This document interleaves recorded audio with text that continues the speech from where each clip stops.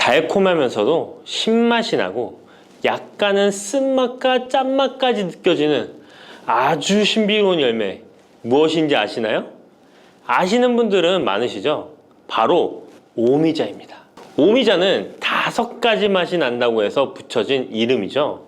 이 오미자가 우리 건강에 얼마나 큰 도움을 주는지 아시는 분 있으신가요? 여름에 오미자차를 많이 즐기지만 사실 그 효능은 생소한데요. 이 오미자가 우리 몸에 큰 도움을 준다는데 이 열매가 어떤 효능이 있고 또 어떤 음식과 잘 어울리는지 하나하나 알아보도록 할게요. 오미자는 우리나라뿐만 아니라 중국과 일본에서도 오랫동안 약재로 사용되어 온 열매인데요. 이름에서 알 수 있듯이 신맛, 단맛, 쓴맛, 짠맛, 매운맛 이렇게 5가지 맛이 난다고 해서 오미자라고 불린답니다. 주로 산속 깊은 곳에서 자라는 동굴식물의 열매로 늦여름에서 초가을 사이에 수확을 하죠. 오미자의 많은 효능 중에 가장 유명한 건 기관지에 좋다는 건데요. 오미자가 어떻게 우리의 기관지를 보호하는지 바로 알려드릴게요. 요즘 미세먼지나 환절기, 건조한 날씨 때문에 기관지가 불편한 분들 많으시죠? 기침이 자주 나고 목이 따갑거나 가래가 끓는 느낌이 드신다면 기관지가 약해져 있을 가능성이 큰데요. 이럴 때 오미자가 효과가 좋다는 거 알고 있으신가요? 오미자에는 쉬잔드린과 고미신이라는 성분이 풍부하게 들어있는데요. 쉬잔드린은 주로 기침 억제와 거담 작용을 통해 기관지 건강에 도움을 줄 수 있는 성분입니다. 거담 작용이란 기관지 내의 가래를 제거하는 것을 말하는 것이고, 또한 기침 반사를 억제하여 과도한 기침을 완화시키는 데 도움을 주는데요. 특히 만성 기침이나 기관지염과 관련된 기침 증상을 완화시키는데 탁월한 효과를 보입니다. 또 이 성분들은 기관지 점막을 보호하고 염증을 줄여주는 역할도 해주는데요. 쉽게 말해서 기관지 점막을 튼튼하게 만들어서 외부 자극으로부터 보호해주는 것이죠. 오미자는 기관지 확장 효과도 가지고 있는데요. 기관지가 좁아지면 숨쉬기가 답답하고 가래가 쉽게 끼게 되는데 오미자가 기관지를 확장해주면서 원활한 호흡을 도와주는 것입니다. 그래서 천식이나 만성 기관지염이 있는 분들에게는 최고의 식품인 것이죠. 특히 가래가 끈적하고 잘 나오지 않을 때 오미자차를 따뜻하게 마셔주면 한결 편해지는 것을 느낄 수 있습니다. 이렇게 기관지 건강을 지켜주는 오미자, 정말 대단하죠? 오미자의 놀라운 효능 2번째는 당뇨 예방입니다. 현대인들에게 점점 더 흔해지고 있는 질환 중 하나가 바로 당뇨인데요. 당뇨병은 한 번 걸리면 평생 관리해야 하는 질환이기 때문에 예방이 무엇보다 중요한 거 다 아시죠? 그런데 오미자가 당뇨 예방에 아주 좋은 역할을 한다는 사실 알고 계셨나요? 오미자는 혈당을 조절하는 데 도움을 주는 식품인데요. 이는 아까 알려드렸던 오미자에 포함된 시잔드린이라는 성분과 항산화 성분 덕분입니다. 이 성분은 인슐린 저항성을 낮춰주고 혈당을 안정적으로 유지하는 데 도움을 주는데요. 쉽게 말해 혈당이 갑자기 확 오르는 것을 막아준다는 것이죠. 또한 오미자는 췌장의 기능을 강화하는 데도 효과적인데요. 오미자에는 항산화 물질인 폴리페놀이 풍부하게 함유되어 있다는 거 아셨나요? 항산화 물질은 췌장을 포함한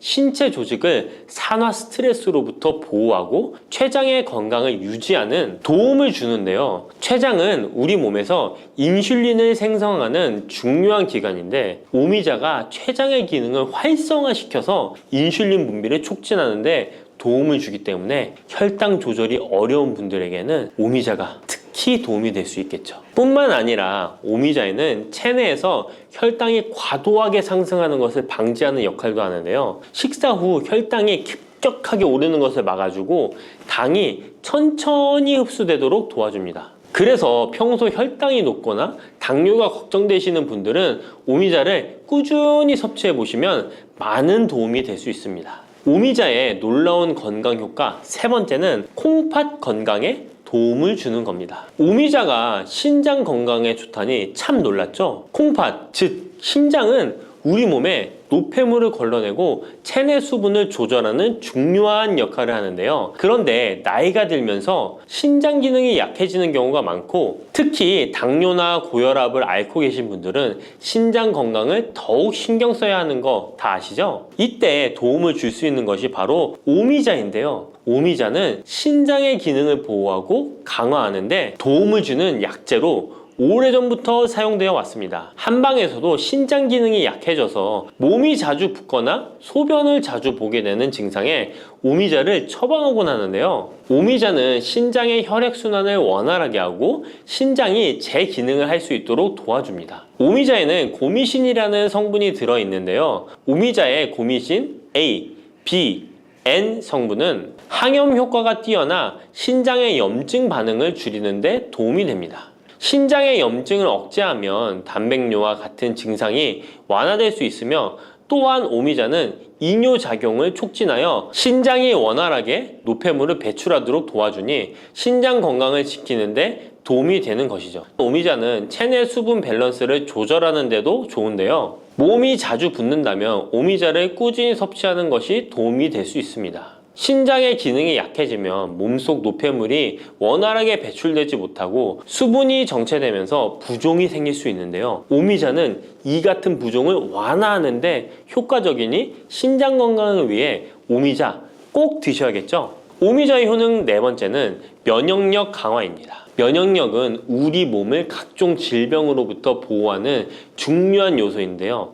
나이가 들수록 면역력이 떨어지면서 감기나 기타 질병에 쉽게 걸릴 수 있기 때문에 면역력을 강화하는 것이 중요하다는 것 다들 알고 계시죠? 면역력 강화에 오미자가 좋은 작용을 해주는데요. 오미자에는 폴리페놀, 안토시아닌 등 강력한 항산화 성분을 함유하고 있습니다. 이런 항산화 성분들은 우리 몸의 면역력을 높이는 데 도움을 주는 것이죠. 특히 폴리페놀과 폴라보노이드 성분이 풍부해서 우리 몸의 세포를 손상으로부터 보호하고 염증 반응을 감소시키고 면역 체계를 강화할 수 있는데요. 오미자의 항염증 작용은 면역력을 유지하는 데 도움을 주고 활성산소를 제거하는 역할도 하기 때문에 면역력뿐만 아니라 노화 방지에도 효과적이죠. 또한 오미자는 우리 몸의 백혈구 수치를 증가시키는데 도움을 줄 수 있다는 것 아셨나요? 백혈구는 외부에서 침입하는 바이러스나 박테리아를 공격하는 역할을 하는 중요한 세포인데, 오미자를 섭취하면 백혈구의 활동이 활발해지면서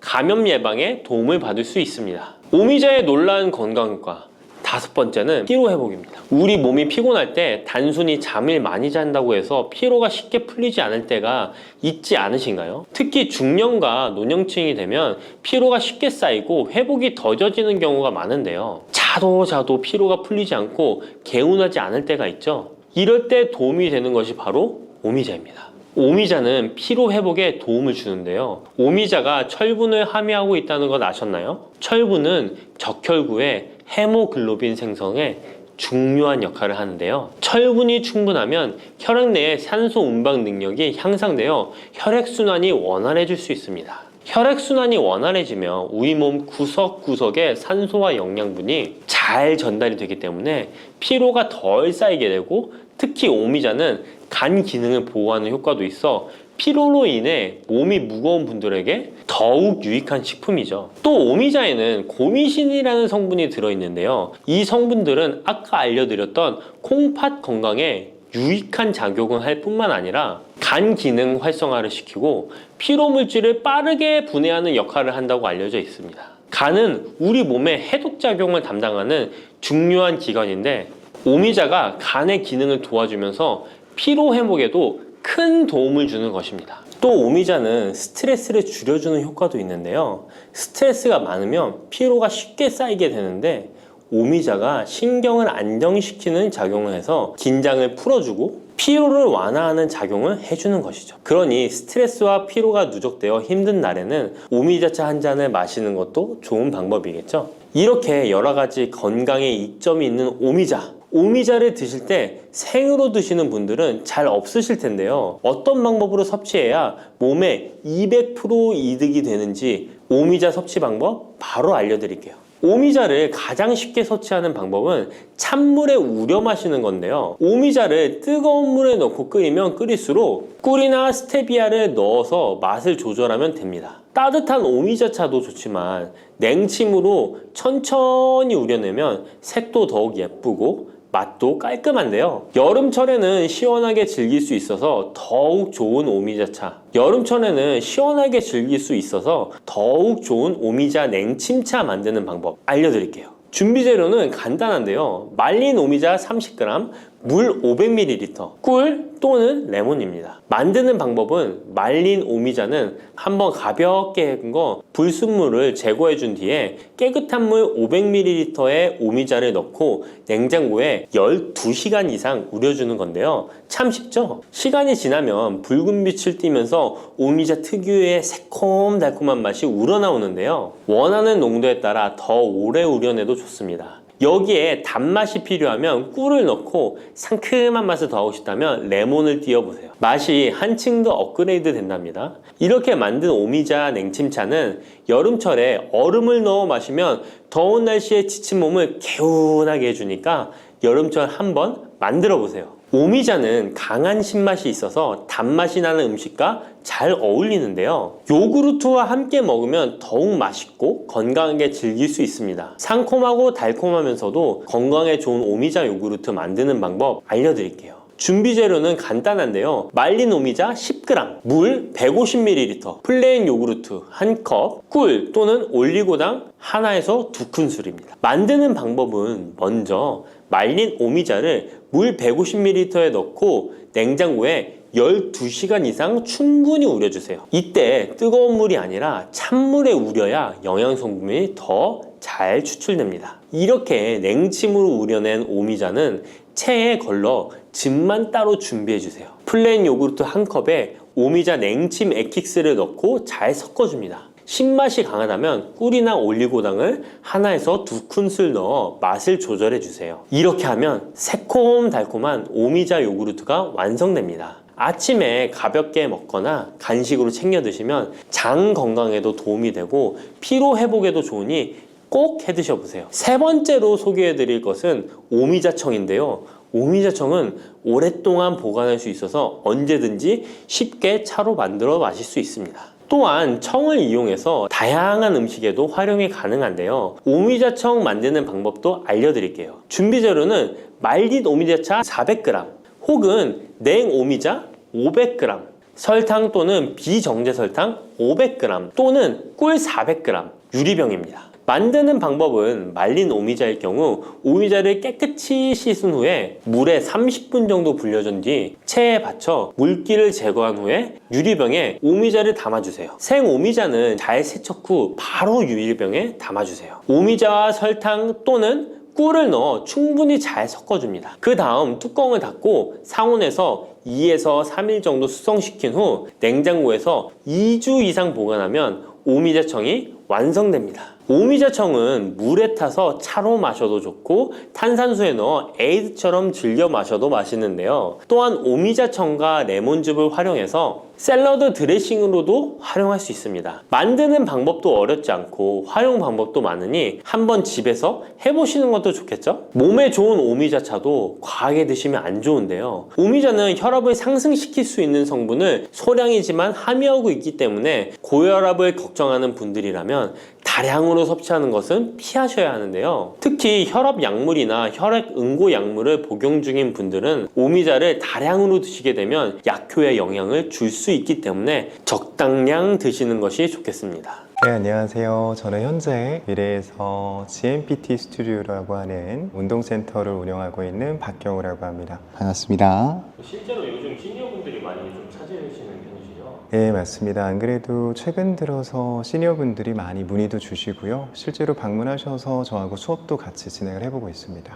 예전에는 적게 먹고 운동하면 살이 빠진다 이런 얘기가 좀 많이 있었는데 그게 요즘 통하지 않는다고 하던데 그게 왜 그런지 혹시 아시나요? 젊었을 때와 지금의 모습을 조금은 생각을 해보면 쉽게 답이 나오는데요. 저희가 어렸을 때는 이제 적게 먹고 더 많이 운동하면 체중에 대한 조절이 잘 된 경험을 한 번씩 해보셨을 거예요. 나이가 들어가게 됨에 따라서 아무래도 노화라고 하는 것이 진행이 되고요. 그로 인해 근육의 감소 또한 찾아오게 됩니다. 근육의 감소라고 하는 것은 대사량의 감소로까지 좀 이어지게 되거든요. 대사 자체가 감소하게 되면서 자연스럽게 소모가 되어지는 열량 또한 적어지게 되는 것이죠. 예전에 비해서 똑같이 먹었지만 소모가 되어지는 열량이 적어지게 되니 살이 좀 더 잘 찔 수밖에 없는 것이죠. 중년이 넘어가면은 뱃살이 진짜 안 빠지는데 혹시 이유가 뭘까요?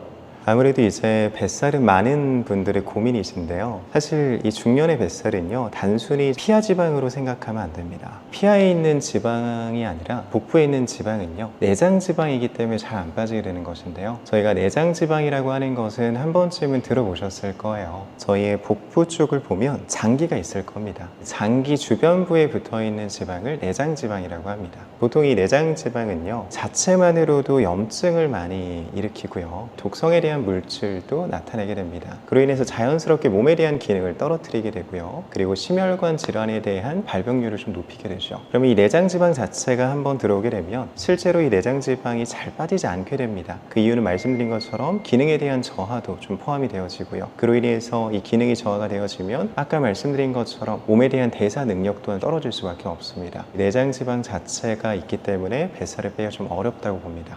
내장지방은 왜 생기는 걸까요? 단순하게 보면 저희가 적게 움직였기 때문이고요. 그 다음에 이렇게 지방에 대한 전환이 빠른 정제 탄수화물을 너무 많이 먹었기 때문입니다.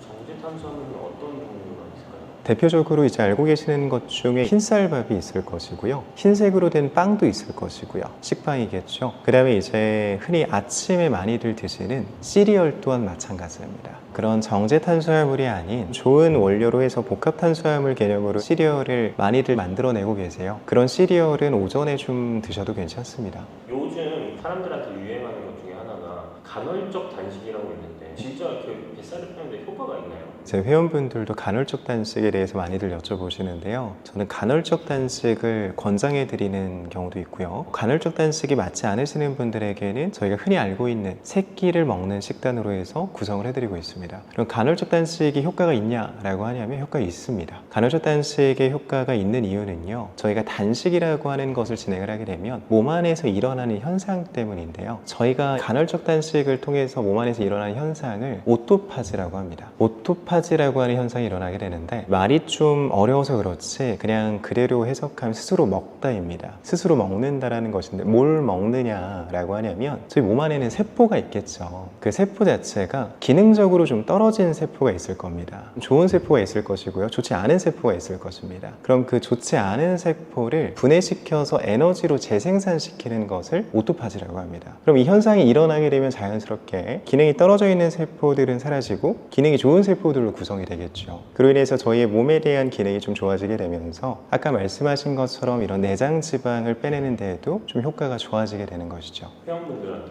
권장하기도 하고 권장하지 않기도 한다고 했잖아요. 네. 권장하지 않는 이유는 또 어떤 것 때문에 그러시나요? 아무래도 이제 저희가 그동안 살아왔던 그 식습관 때문인데요. 저희 나라는 이제 삼시세끼라고 하는 문화가 있습니다. 새끼를 드셔온 분한테 갑자기 저희는 이제 간헐적 단식을 할 겁니다 라고 한다면 그분에게는 아직 그 간헐적 단식을 할 준비가 안 될 가능성이 높습니다. 왜냐면 새끼를 드시던 분께 갑자기 앞으로 2끼만 드세요, 저희는 이제 8시간 동안만 먹을 겁니다 라고 한다면 그 공복 시간이 그분께는 꽤나 고통스러울 수 있거든요. 저희가 다이어트 방법, 그 다음에 건강에 대한 방법으로는 여러 가지의 방법이 있습니다. 그 여러 가지의 방법이 있는 이유는요, 각자 본인에게 맞는 방법이 다르기 때문이에요. 저희가 그동안 일상생활을 보내와서 내가 지금의 이런 식습관이 어느 정도 나에게 좀 익숙하다면 그거를 바꾸지 않고 뭔가 다른 방법을 찾기보다는 지금의 상황에서 좋은 쪽으로 가는 것도 제가 추천드리는 방법입니다.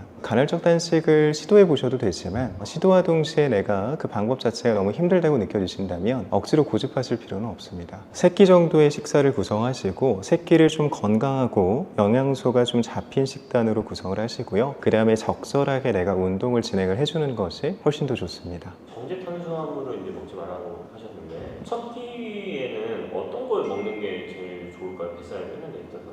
첫 끼는 꽤나 중요하게 볼 수가 있는데요. 왜냐면 내가 이제 일어나서 활동을 시작하기 전에 처음으로 먹는 음식을 저희는 첫 끼라고 얘기를 합니다. 첫 끼를 어떤 것을 먹게 되냐에 따라서 혈당에 대한 조절 능력에서의 차이가 나타나기 때문인데요. 저희가 정제 탄수화물을 피하라고 말씀을 드리는 이유는 혈당 자체가 너무 급격하게 올라가기 때문이에요. 혈당이 급격하게 올라온 만큼 이 혈당이 급격하게 떨어집니다. 그럼 급격하게 올라온 이러한 혈당은 지방으로의 전환이 빨라지게 되고요. 그런 지방으로의 전환이 빨라진 것은 아까 말씀드린 것처럼 내장 지방으로 축적될 가능성이 높습니다. 그럼 급격하게 떨어지는 혈당은요, 극심한 배고픔을 느끼게 되고요, 컨디션의 저하로 이어지게 됩니다. 저희가 이 혈당 자체를 조금은 잘 조절할 수 있는 음식을 선택해라 라고 하는 것인데, 그러한 음식들은 보통은 복합 탄수화물이라든지 양질의 단백질, 식이섬유, 좋은 질의 지방이 있습니다. 좋은 음식을 선택해서 먹는 것이 혈당을 조절할 수 있는 능력이고요. 오전에 식사를 하게 됐을 경우에는 말씀드린 것처럼 혈당을 높이는 음식은 피해야 하니 정제 탄수화물 쪽은 배제를 하고요. 복합 탄수화물로는 저희가 흔히 알고 계시는 현미밥, 잡곡밥이라든지 통밀빵 이런 것도 조금은 탄수화물군으로 선택을 해보셔도 괜찮고요. 아니면 요즘 많이 드시는 것 이제 오트밀이 있습니다. 오트밀도 도움이 많이 됩니다. 그리고 이제 단백질은 저희가 삶은 계란을 좀 드시면 도움이 되고요. 그다음에 이제 닭가슴살 알고 계시는 것처럼 드시면 좋고, 조금 더 나아가서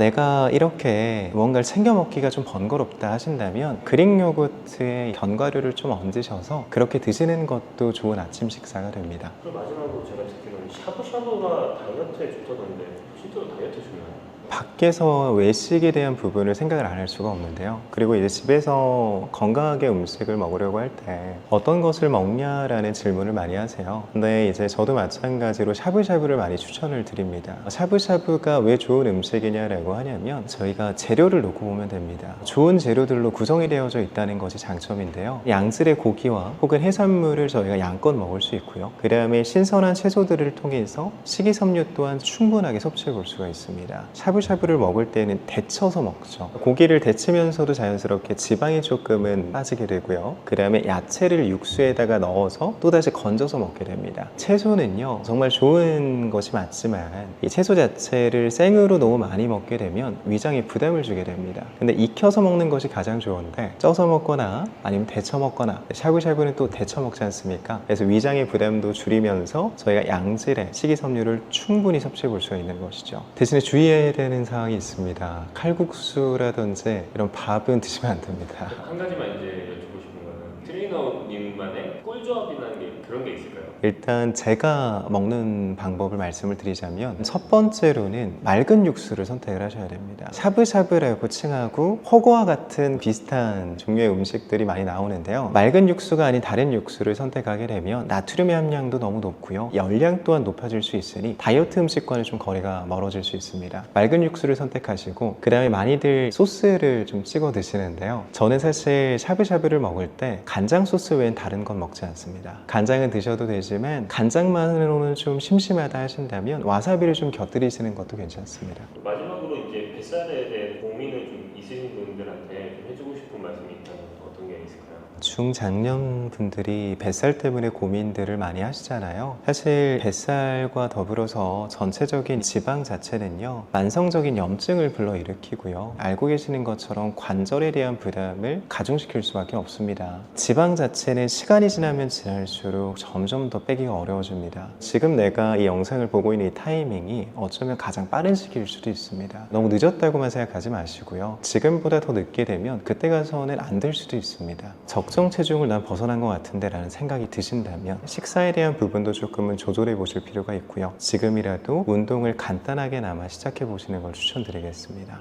팥을 이렇게 드시면 당뇨 사라지고 뱃살 쏙 빠져요. 여러분, 겨울에 동지가 되면 우리가 무엇을 먹나요? 바로 팥죽이죠. 또 겨울 간식으로 이 팥이 들어간 붕어빵, 호빵 같은 간식도 자주 먹는데요, 이 팥과 함께 먹으면 보약과 같은 효과를 만들 수 있는 식품들도 있고, 또 잘못 먹으면 오히려 건강에 마이너스가 되는 음식도 있습니다. 그래서 오늘은 이 팥의 효능 8가지와 드실 때 주의할 점, 그리고 함께 드시면 좋은 음식 4가지에 대해 알려드리겠습니다. 팥하면 생각나는 음식이 있으신가요? 저는 사람들이 평소에 팥을 많이 안 먹는다고 생각했는데 의외로 팥이 들어간 음식이 많이 있더라고요. 대표적인 음식은 시루떡이 있고요. 겨울에 간식으로 많이 먹는 붕어빵, 또 제과점에서 사 먹는 빵들에도 팥이 많이 들어있습니다. 여름엔 팥빙수도 많이 먹고요. 겨울엔 팥죽도 종종 먹게 됩니다. 자, 이런 팥 요리를 집에서 해먹는 경우도 많은데 팥을 집에서 직접 삶을 때 혹시 소다를 넣고 삶는 분들 많으시지 않나요? 팥을 삶을 때 소다를 넣게 되면 팥의 색상이 더욱 선명해지고 팥을 더욱 부드럽게 해주어 팥을 삶는데 걸리는 시간을 단축시켜주기 때문인데요. 하지만 앞으로는 절대 소다를 사용하시지 마시기 바랍니다. 그 이유는 소다를 넣고 팥을 삶게 되면 팥의 영양소가 파괴돼서 팥에 좋은 성분을 먹을 수 없게 되기 때문인데요. 자, 그래서 어떻게 팥 요리를 하는 게 좋은지 알려드릴게요. 팥을 삶을 때 먼저 흐르는 물에 깨끗이 세척해서 이물질을 제거해 주시고요. 물에 담가 약 4시간 정도 불려주십니다. 그렇게 불린 팥을 물에 넣어 삶아주면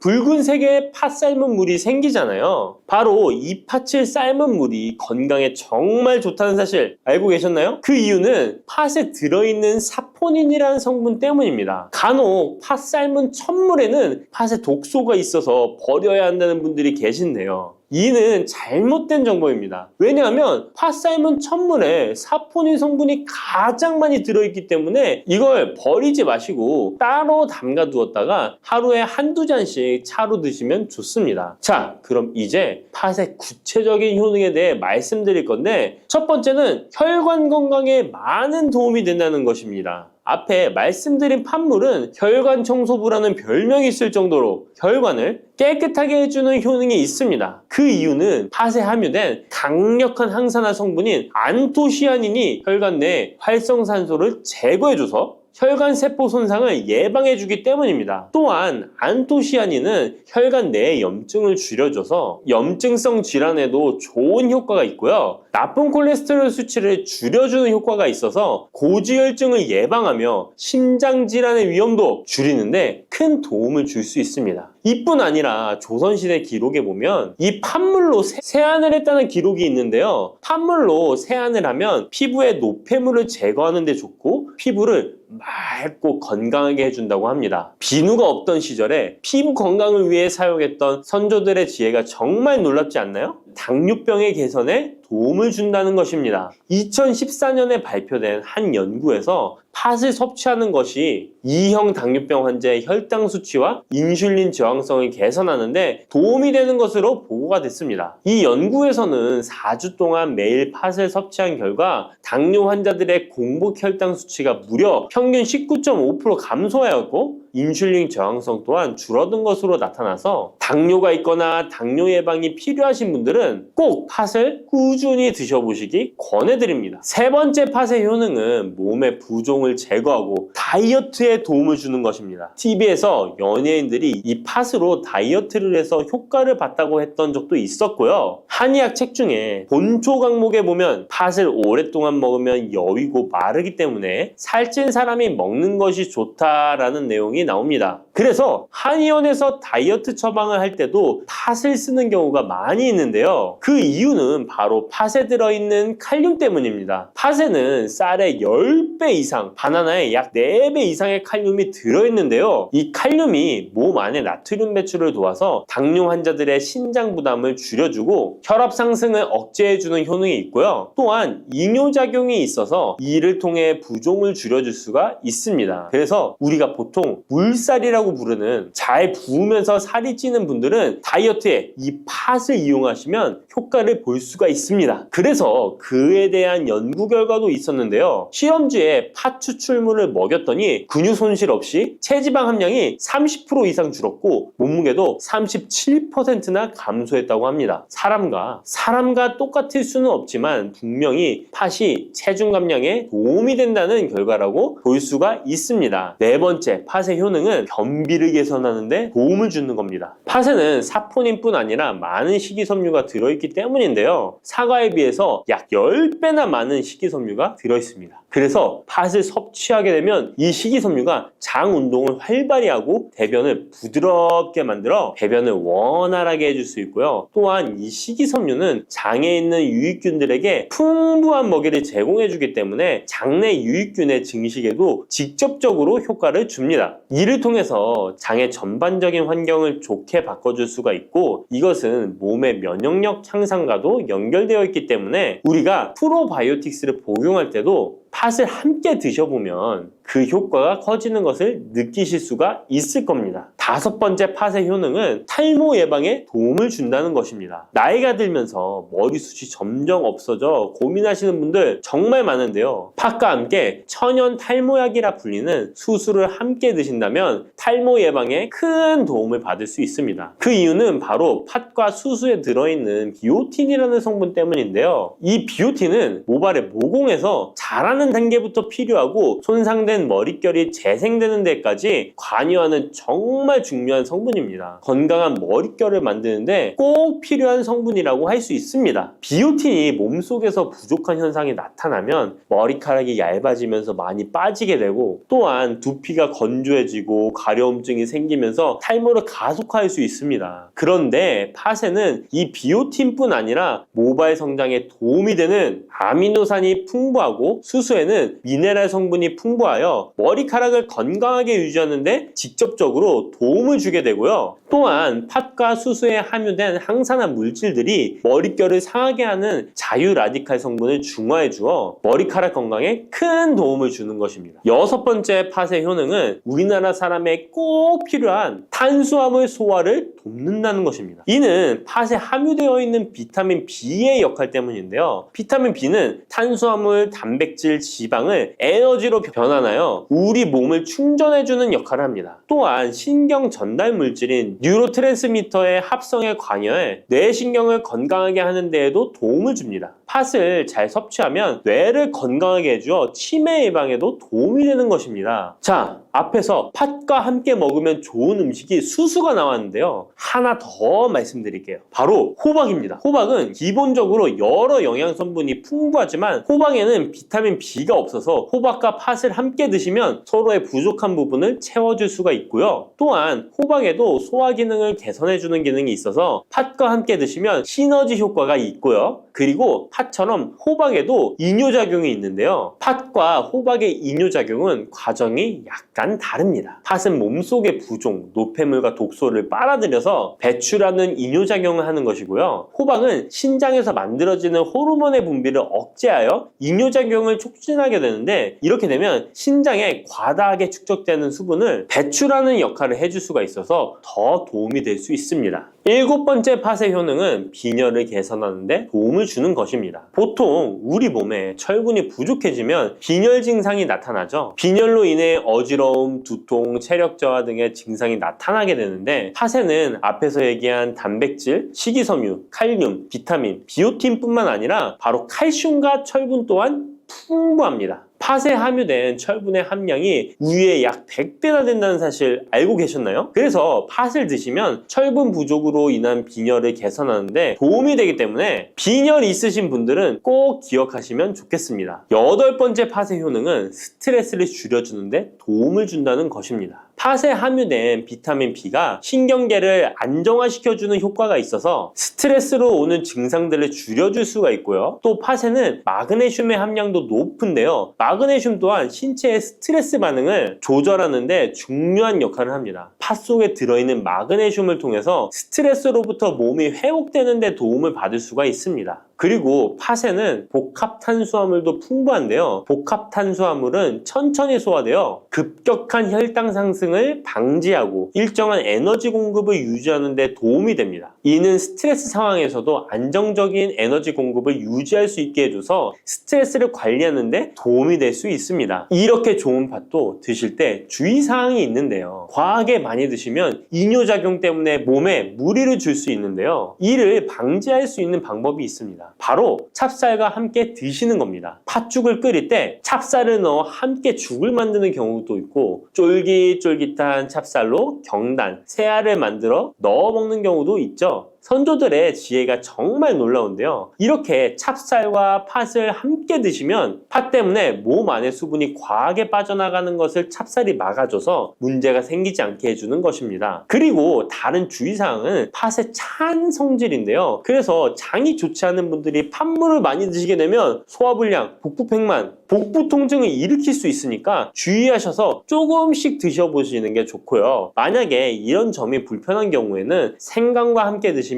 그 불편함을 줄일 수가 있습니다. 생강의 따뜻한 기운이 팥의 차가운 기운을 중화시켜줘서 장에 무리를 덜 주게 되고요. 그리고 팥에는 항암 효과가 뛰어난 안토시아닌이 풍부한데 생강에도 생강의 매운맛을 내는 진저롤과 쇼가올 성분이 몸속의 발암물질을 제거해주는 효과가 있어서 함께 드시면 상승 효과를 볼 수가 있습니다. 그리고 이때 생강을 쪄서 말려서 드시면 이런 효과가 약 10배 정도 증가된다고 하니까 꼭 기억하시면 좋겠습니다. 고소한 호두 좋아하시는 분 많으시죠? 호두는 그 자체로도 훌륭한 간식이지만 저는 특히 커피와 먹는 것을 좋아하는데요. 이렇게 맛도 좋고 건강에 이롭다고도 잘 알려진 호두, 혹시 그냥 막연하게 몸에 좋다고만 알고 있지는 않으신가요? 호두는 견과류의 일종으로 기원전 7,000년 전 고대부터 인류가 친숙하게 섭취해온 식품인데요. 인류가 이렇게 오래전부터 호두를 섭취해왔다니 놀라신 분 계신가요? 이렇게 호두는 아주 옛날부터 인류에게 많은 영양소를 제공해 주었는데요. 호두에는 단백질, 비타민, 미네랄 등 여러 가지 영양소가 풍부하게 들어있다는데 이렇게 풍부한 영양소가 함유된 호두가 주는 몸에 이로운 점 바로 소개해 드릴게요. 첫 번째 호두의 놀라운 효과는 바로 노화 방지입니다. 호두에는 폴리페놀과 비타민 E 같은 강력한 항산화 물질이 풍부하게 들어있다는 사실 알고 계셨나요? 호두에는 폴리페놀과 비타민 E 같은 항산화 물질이 다량 함유되어 있는데요. 항산화 물질은 체내 유해산소를 제거하고 세포 손상을 방지하는 역할을 해주는데 노화 방지와 관련이 깊은 성분으로 피부 건강을 유지하고 노화 과정을 늦추는 데 도움이 되죠. 또한 항산화 물질은 면역력 향상에도 도움을 주어 감기나 질병에 대한 저항력을 키워주는데요. 자유라디칼은 우리 몸의 세포를 손상시켜 노화와 관련된 여러 질병을 일으킬 수 있는데 호두에 함유된 항산화 물질은 자유라디칼로부터 세포를 보호하여 세포 노화를 늦추는데 중요한 역할을 해준답니다. 또한 호두의 풍부한 오메가3 지방산은 피부 건강에 많은 도움이 되는데요. 오메가3는 피부 탄력을 유지하고 피부에 수분을 보충해 주는데 꼭 필요한 성분이죠. 특히 피부가 노화되면서 생길 수 있는 주름과 피부 처짐을 예방하는데 매우 도움이 된답니다. 두 번째 호두의 놀라운 효능은 바로 뇌 건강 유지입니다. 호두의 외형이 뇌를 닮아 예로부터 뇌에 좋다고 잘 알려져 있는데요. 외형만 닮았다고 뇌에 좋다는 것이 아닌 것 알고 계시죠? 호두에는 오메가3 지방산이 풍부하게 들어있습니다. 오메가3는 주로 생선에서 많이 발견되는 성분으로 알려져 있지만 호두에도 그만큼 많은 양이 들어있죠. 해외 알츠하이머 저널에서는 호두가 산화 스트레스와 염증을 줄여주므로 알츠하이머 발병과 진행을 늦추거나 위험을 줄여준다는 연구 결과를 발표했는데요. 호두에는 오메가3 지방산인 알파-리놀렌산이 풍부하고 이 성분은 뇌세포를 보호하고 인지 기능을 향상시키는데 중요한 역할을 해주며 뇌의 기능을 활성화시켜 치매와 같은 뇌질환을 예방하는데 도움을 줄 수 있다는 것이죠. 뇌 기능이 저하되지 않도록 돕는 호두는 노화로 인한 인지 저하를 늦추는데 중요한 역할을 합니다. 또한 호두는 비타민 E 또한 풍부하여 뇌의 노화 방지에 도움을 줍니다. 비타민 E는 강력한 항산화 작용을 통해 뇌세포를 보호하고 기억력과 인지 기능을 개선하는 데 도움을 주며 산화 스트레스로부터 뇌를 지켜줍니다. 이는 알츠하이머와 같은 치매를 예방하는 데 중요한 역할을 한다는 사실, 뇌 건강을 위해서는 이제부터 호두를 꼭 드셔야겠죠? 세 번째 호두의 효능은 바로 뼈 건강에 도움을 주는 것입니다. 호두가 뼈에 좋다는 있다는 사실 알고 계셨나요? 좋은 영양소가 많이 들어있다는 것은 알아도 뼈에 좋다는 건 생소하신 분들이 있으실 텐데요. 호두가 뼈 건강에 미치는 좋은 작용들 바로 알려드릴게요. 호두는 칼슘뿐만 아니라 다른 중요한 성분들도 함유하고 있어서 뼈를 튼튼하게 만드는데 아주 효과적인 식품입니다. 호두는 칼슘과 마그네슘이 균형 있게 들어있는데요. 칼슘은 뼈를 구성하는 중요한 성분이지만 마그네슘 역시 뼈 건강에 필수적인 역할을 합니다. 마그네슘은 칼슘의 흡수를 돕고 뼈의 밀도를 유지하는데 중요한 역할을 하죠. 이 두 성분이 적절히 균형을 이루면 뼈의 강도를 높이고 골다공증과 같은 질환을 예방할 수 있는데요. 또한 호두에 들어있는 오메가3 지방산은 뼈 건강에 직접적인 영향을 미치는 중요한 성분입니다. 연구에 따르면 오메가3 지방산은 뼈의 형성을 촉진하고 뼈의 밀도를 높이는 데 도움을 줄 수 있다고 하는데요. 이뿐만 아니라 오메가3는 염증을 줄여주는 효과가 있어서 관절염과 같은 염증성 질환에 걸리기 쉬운 사람들에게도 유익한 영향을 줄 수 있습니다. 호두의 놀라운 효능 네 번째는 바로 암 예방 효과입니다. 호두는 항산화 작용과 항염증 작용 덕분에 암 예방에도 효과적이라고 알려져 있는데요. 놀라우신가요? 2022년 국제학술지에 실린 연구 자료를 보면 호두나 아마씨에 함유되어 있는 알파 리놀레산을 꾸준히 섭취하면 그렇지 않은 사람들과 비교해서 심혈관 질환 위험률이 10% 감소되고 관상동맥 심장질환 위험률은 20%나 줄어들었다고 합니다. 그뿐만 아니라 호두에는 폴리페놀과 엘라그산이 풍부하게 들어있는데요. 특히 엘라그산은 항암 성분으로 유명한데 엘라그산은 체내에서 엘라그산 대사물질로 변한대요. 암세포의 성장을 억제하는 데 도움을 주고 폴리페놀은 암세포의 확산을 막아주는 역할을 해줍니다. 호두는 이뿐만 아니라 오메가3 지방산을 많이 함유하고 있는데요. 오메가3 지방산은 염증을 줄이는 효과가 있습니다. 암은 염증성 질환과 관련이 깊은데요. 호두가 가진 염증 완화 효과는 암 치료에 있어서 중요한 보조 역할을 해줄 수 있다는 것 아시나요? 호두에 포함된 비타민 E와 셀레늄 등의 성분은 면역력을 증진시키는 데 도움을 주는데요. 암 환자에게는 면역력이 중요한데 호두는 면역 시스템을 강화시켜서 우리 몸에 방어막을 형성시키는데 큰 역할을 할 수 있죠. 호두의 효능 정말 놀랍죠? 이렇게 몸에도 좋고 맛도 좋은 호두, 이것들과 먹으면 효과가 배가 된다는데요. 호두와 궁합이 좋은 식품들 바로 알려드릴 테니 주목해주세요. 첫 번째는 요거트입니다. 요즘 들어 그릭 요거트나 프로바이오틱스 같은 단어들 자주 접해보셨죠? 요거트에는 단백질, 칼슘, 프로바이오틱스 등의 영양소가 풍부하게 함유되어 있는데요. 호두에는 건강한 지방, 단백질, 식이섬유, 비타민, 미네랄 등이 풍부합니다. 이 두 가지를 함께 섭취하면 영양소 조합을 통해 다양한 영양소를 한 번에 섭취할 수 있는데요. 요거트에 함유된 프로바이오틱스는 장내 유익한 세균을 증식시키고 장 건강을 촉진하는 데 도움이 됩니다. 또한 호두의 지방은 프로바이오틱스의 효능을 더욱 향상시켜 장 건강에 도움을 주고 호두에 함유되어 있는 오메가3 지방산과 같은 건강한 지방산을 요거트와 함께 섭취하면 호두의 지방이 소화 흡수를 도와 영양소의 흡수를 향상시킬 수 있다는 것 꼭 잊지 말아주세요. 그리고 영양뿐만 아니라 호두의 고소하고 크리미한 식감과 요거트의 부드럽고 상큼한 맛은 잘 어울리는데요. 함께 섭취하면 맛과 식감의 조화를 즐길 수 있습니다. 그러니 이제부터 요거트를 드실 때는 호두와 함께 드시는 것 추천해 드릴게요. 두 번째, 호두와 환상의 궁합 음식은 바로 바나나입니다. 바나나는 호두와 함께 섭취하면 영양소의 균형을 맞출 수 있다는 사실 알고 계신가요? 바나나는 탄수화물과 천연당과 풍부한 식이섬유를 함유하고 있다는 것 잘 알려져 있는데요. 뿐만 아니라 바나나의 당은 호두 대비 신체에 더 빠른 에너지를 공급해줍니다. 호두에는 건강한 지방과 단백질이 풍부하게 함유되어 있다는 것 이제 잘 아시죠? 이 성분들은 신체의 에너지를 지속적으로 유지하는데 도움을 주는데요. 그래서 바나나와 호두 이 두 가지를 함께 섭취하면 서로 보완적인 영양소를 한 번에 섭취할 수 있고 영양소 흡수 또한 더 쉽고 오래 지속이 되도록 도와준다는 것이죠. 영양뿐만 아니라 호두의 고소하고 크리미한 식감과 바나나의 부드럽고 달콤한 맛은 잘 어우러지는데요. 함께 갈아서 스무디로 한번 섭취해보세요. 간단하게 바나나 바나나의 달달한 맛과 호두의 고소한 향이 의외로 조화로워서 맛과 식감, 영양소까지 한 번에 즐길 수 있습니다. 이렇게 고소하고 맛도 좋고 몸에도 정말 좋은 호두, 그렇다고 해서 너무 과하게 섭취해도 안 좋다는 사실 알고 계신가요? 호두는 건강에 매우 좋은 식품이지만 모든 식품들이 그러하듯 호두도 적당량 섭취를 해야 하는데요. 과연 하루에 얼마나 먹어야 하는지, 몸에 좋은 호두를 잘못된 방법으로 섭취하면 몸에 치명적인 독이 될 수 있다는 사실들, 호두 섭취 시 주의점들 바로 알려드릴게요. 호두 섭취 시 유의할 점 첫 번째는 알레르기 반응입니다. 호두는 견과류 중 하나로 알레르기를 유발할 수 있는 식품인데요. 일부 사람들에게 알레르기 반응을 일으킬 수 있습니다. 호두 알레르기가 있는 경우 호두를 섭취했을 때 입술이나 혀 또는 얼굴이 부풀거나 호흡곤란을 겪을 수 있는데, 이는 개개인의 신체 증상에 따라 매우 위험할 수도 있습니다. 경우에 따라 목숨도 위험할 수 있는데요. 만약 이런 증상이 발생하면 즉시 호두 섭취를 중단하고 필요시 의사와 상담해야 합니다. 알레르기가 있는 사람은 호두를 피하는 것이 매우 중요합니다. 호두 섭취 시 주의할 점 두 번째는 과도한 섭취입니다. 호두는 100g당 650칼로리로 매우 고칼로리 음식입니다. 하루 섭취량을 과도하게 초과하면 체중 증가를 유발할 수 있는데요. 호두에는 지방이 많이 함유되어 있지만 대부분 불포화 지방이라 건강에 유익하다고 알고 있지만 칼로리가 높기 때문에 적당한 양을 섭취하는 것이 중요합니다. 하루 20에서 30g 정도, 이는 약 5에서 7알 정도 되는데요. 쪽으로 봤을 때 10개에서 15쪽이 적당합니다. 호두 섭취할 때 꼭 기억해 주세요. 호두 섭취 시 유의할 점 세 번째는 변질이 일어난 호두 섭취입니다. 호두와 같은 견과류는 지방이 많아서 산패가 쉽게 일어날 수 있는데요. 특히 호두에 포함된 불포화 지방산은 산화되기 쉬운데, 산화가 진행되면 지방의 구조가 변형됩니다. 산화된 지방은 체내에서 염증을 일으키고 혈관에 손상을 줄 수 있다는 무서운 사실 알고 계신가요? 이뿐만 아니라 산화된 지방은 심혈관 질환까지 유발할 위험이 있습니다. 또한 호두가 산패되면 아크릴아마이드라는 유해 물질이 생성될 수 있는데요. 이 물질은 발암성 물질로 알려져 있으며, 이렇게 산패된 호두를 장기적으로 섭취 시 암 위험을 증가시킬 수 있습니다. 그럼 산패되어 변질이 일어난 호두는 어떻게 알 수 있을까요? 산패된 호두를 구분하는 방법 쉽게 바로 알려드릴게요. 먼저 색상을 보는 것입니다. 신선한 호두는 갈색 또는 황금빛을 띠는데, 산패된 호두는 색이 어둡게 변하고 부패한 느낌이 들 수 있습니다. 또 산패된 호두는 비린내나 신냄새가 날 수 있으나, 신선한 호두는 자연스러운 고소한 향이 납니다. 또한 맛이 다른데요. 신선한 호두는 고소한 맛인 반면 산패된 호두는 맛이 매우 씁쓸하거나 오래된 기름향이 나고 썩은 것 같이 매우 불쾌한 맛이 난답니다. 이러한 호두를 골랐다면 산패되지 않게 보관하는 방법도 중요한데요. 호두는 잘못 보관하면 쉽게 산패되기 때문에 주의가 필요합니다. 호두는 원래의 껍질을 유지하는 것이 좋은데요. 껍질을 벗기지 않고 보관하면 외부에서의 영향을 줄일 수 있어서 오래 신선하게 유지됩니다. 하지만 호두를 먹을 때마다 까야 되는 번거로움 때문에 이미 까진 호두를 많이 구입하잖아요. 이런 호두는 공기와 빛에 노출되면 산패가 촉진되기 때문에 공기와의 접촉을 최소화하는 것이 중요한데요. 그래서 밀봉할 수 있는 용기에 담아서 보관하거나 진공 밀봉팩을 사용하는 것이 좋습니다. 호두는 온도와 습도에 민감해서 서늘한 냉장고에 보관하는 것이 가장 좋습니다. 이미 껍질을 벗긴 호두는 쉽게 산패할 수 있으니까 냉장 보관이 필수적이라는 것 잊지 마세요.